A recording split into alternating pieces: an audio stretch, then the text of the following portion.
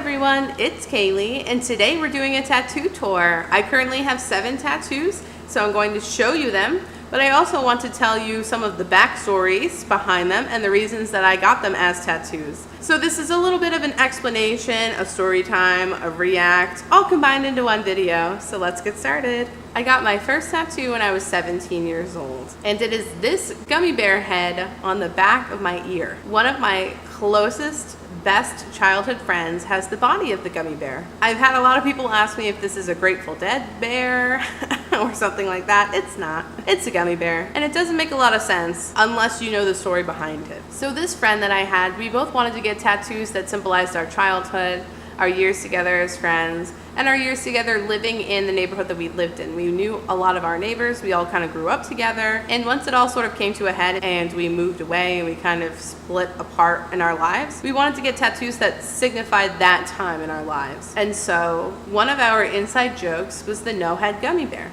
Her and I, this friend, her name is Alex, we used to watch movies together at our house, and we would always get snacks for movie time, and one of the things that we used to get is gummy bears. Here's where the no-head gummy bear comes in, okay? This is gonna be kind of gross.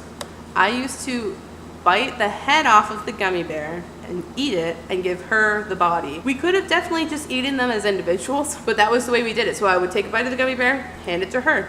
Take a bite of the gummy bear, hand it to her. And the no-head gummy bear became a saying between the two of us. It was always an inside joke for years. I'm talking 5+ years. When we got the tattoo, at least 5+ years. So now that's like almost a decade. And so we had this idea to get these as tattoos. I drew the tattoos so that they both fit with one another perfectly, and then we got them. So I got that when I was 17. My mom signed for me to get the tattoo. My dad wasn't happy that I got the tattoo, but I did what I was gonna do. That was that. The next tattoo I got when I was 18, and it is this side tattoo. This tattoo. First of all, I've had people ask me if it was a seal, a whale, a ghost. No one has any idea what it is. So basically, this is an original drawing by me. I have been an artist my entire life. I've studied art from childhood all the way till now through private lessons in school as my major or whatever until very recently. And I always was a realist when it came to my artwork. I always tried to replicate life. I never had much of a creative eye when it came for illustrative aspects until I started drawing these little yin-yang sprite things.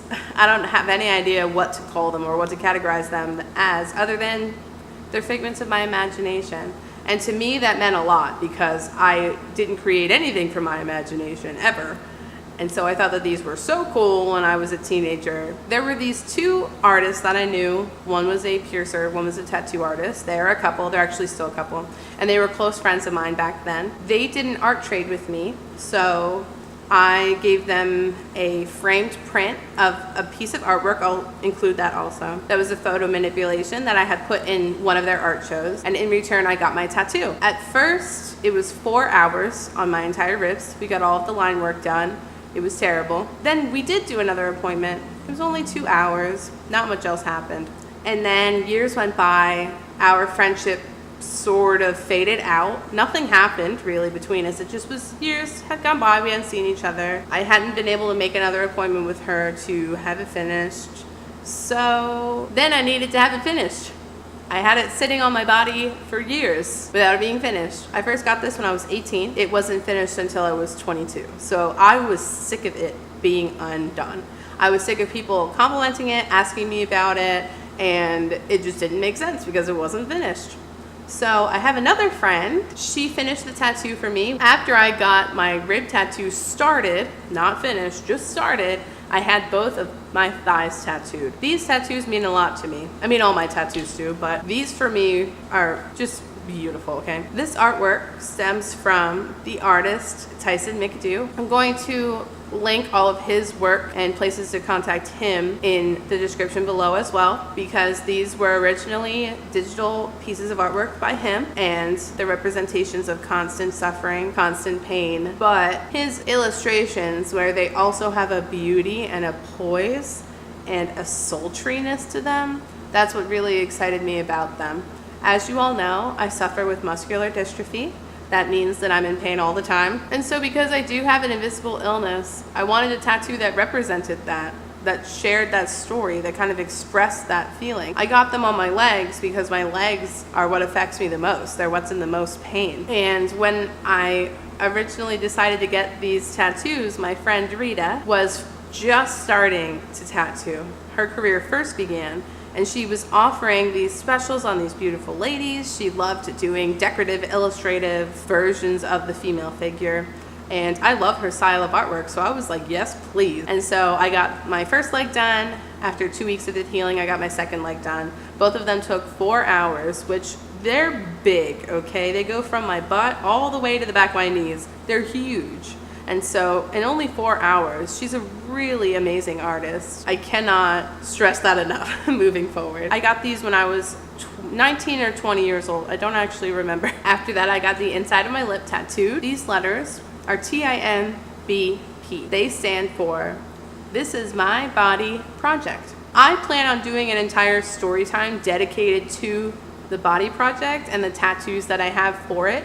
And so I'm not going to go into much detail other than saying that the This Is My Body project represented positivity only. And so I got this tattoo on the inside of my lip to remind me that when I'm speaking, I'm only speaking positively. Have I followed that to a T all these years? No, not always, but it's always in the back of my mind that it's there. It's not a tattoo that I got and forgot about. It's a tattoo that I consciously think about all the time. So how has that helped me through the years? Anytime that I felt bad about myself, it's pushed me to speak positively about myself. When I've suffered through some hardships in life, it's focused me to speak about how I can fix them, how I can move forward, and how I can find the positive in those situations. And so it's a conscious choice to be happy in my words, in my thoughts, in my life, and that means a lot to me. So this tattoo was done by, again, my good friend Rita.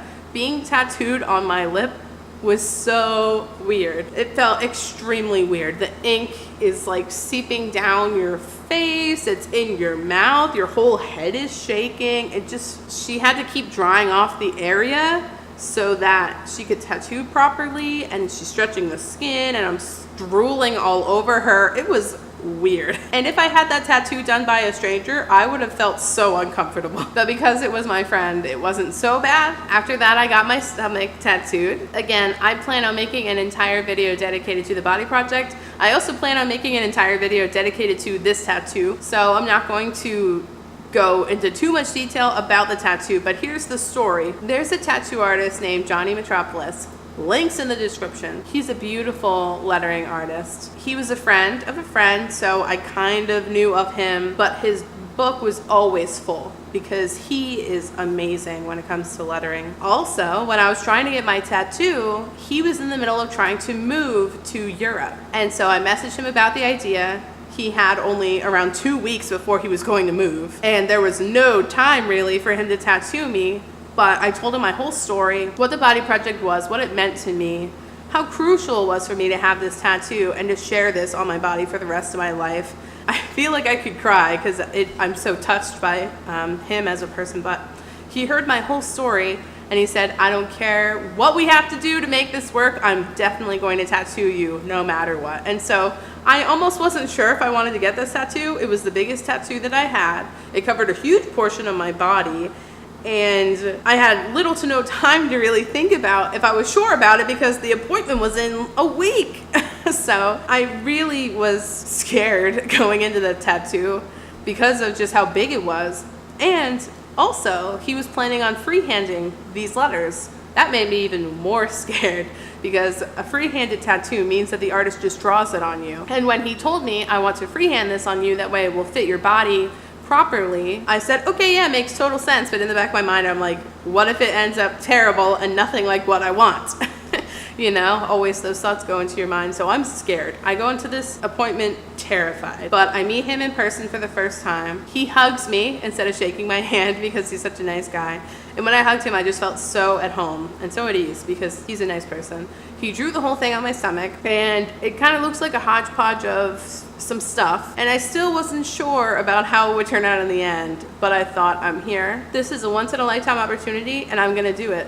And we had to get it done soon, basically. So we tattooed for 7 hours. That is the longest I have ever been tattooed in my entire life.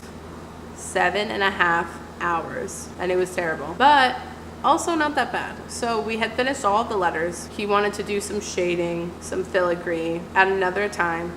And when it was just the letters, I saw it and I cried. I loved it. It's amazing. And then we got the filigree and I loved it even more. It's beautiful. This is my favorite tattoo that I have. My favorite out of all of them. And that's why it's going to get its own video dedicated to it. This is going to be its own separate video also. But me and Andrew came up with this awesome idea for our honeymoon where we want to travel to all 50 states. And on these travels, I wanted to stop and get tattooed at a couple of the spots. And so from that idea, it kind of sprouted into, what if I filled my entire leg on this trip? And so obviously dedicating your whole leg to tattoos, that's a big chunk of your body. That's a big dedication of yourself. Let's start out with something small first and see where it goes. So I knew what I wanted. I wanted to go to New York and I wanted to get a red rose, the New York State flower. Now, some of you may know this artist. Her name is Nikki Simpson.